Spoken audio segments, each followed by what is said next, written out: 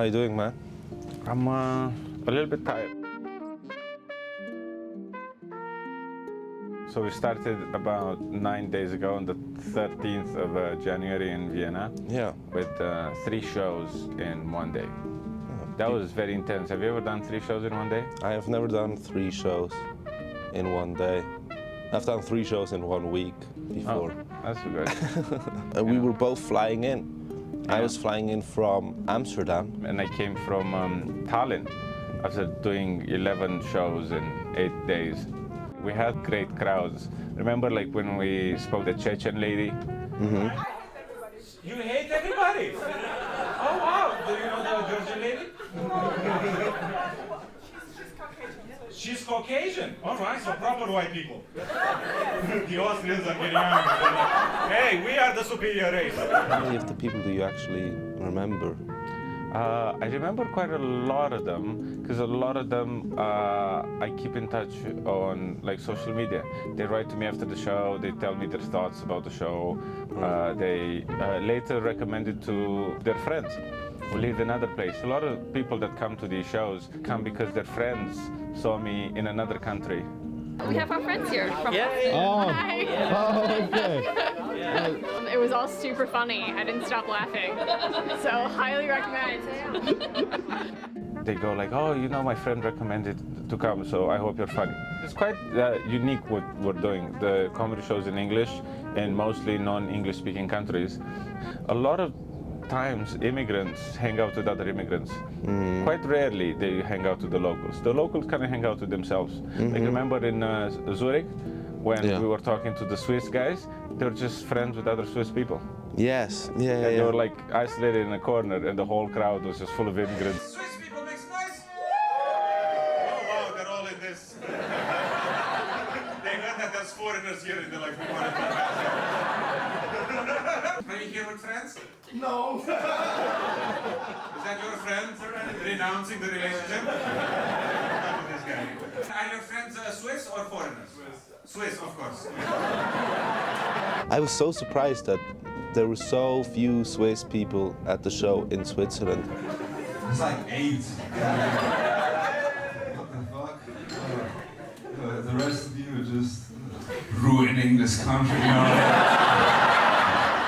So now we're going through the Swiss Alps. We're going south. We're going towards Italy.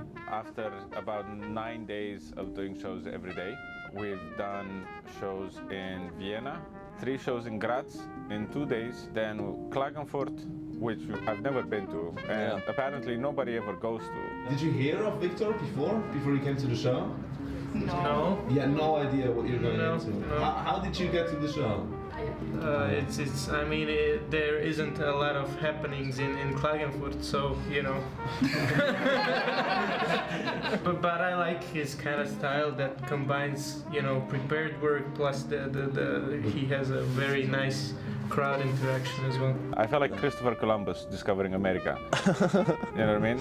There was already people there, and they're just happy to see a new guy. So that was very exciting. The show was great. The venue was quirky. It was like a cellar. It felt like people hid from the Nazis in that cellar. Graz is always great. The Little Theater Artist is a place that I've been going like several times a year because the crowds are great.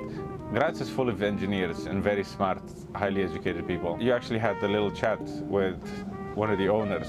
He catches the people in the beginning with where you're from, what do you do here, and so on and so on. He catches them. But in the end, what he does in the end is what I like, because then he gets Philosophical? Yeah, somehow. But at the end, it's always who are we? What divides us?